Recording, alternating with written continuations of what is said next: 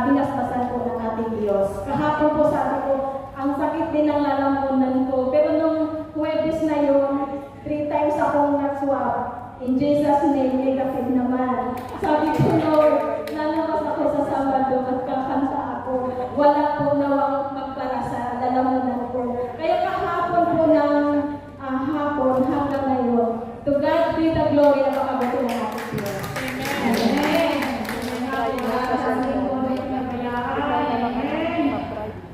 God, sino pa pong pinagpala? Sino pa mag-share? Hindi pa po, mayroon pa po dyan. Mahaba pa po ang oras natin. Wala na talaga na dahil. Wala na po ba? Wala na po ba?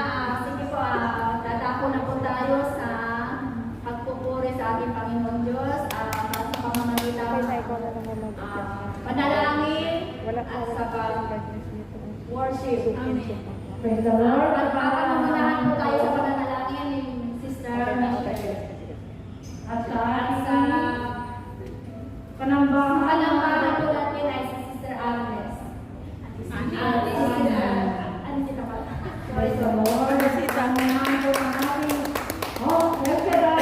Gospel Music Ministry. Uptown Copper. Amen. Magkitayo na po. Thank you, Lord. Sabihin, thank you, Lord. Thank you, Lord. Amen. Hallelujah. Nag-iinit pa? Oo. Ang pagmamahal. Sige po, tuloy po tayo sa ating pagpuri. Ayon po sa John 20:21. Jesus said to them again, "Peace be with you, as the Father has sent me, so I send you."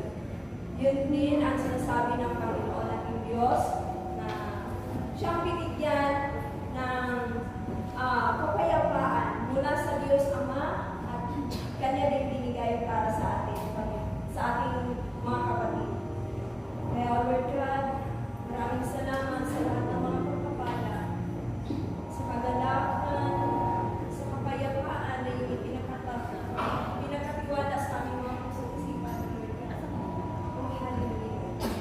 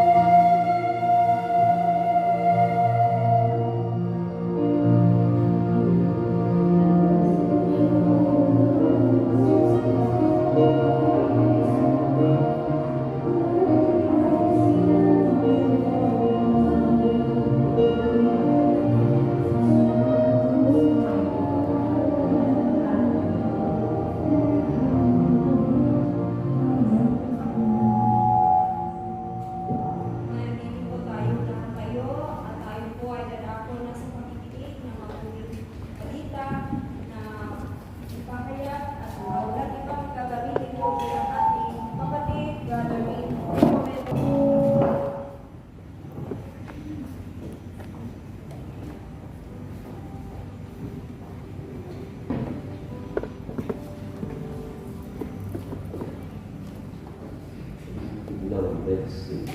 Bless the Lord.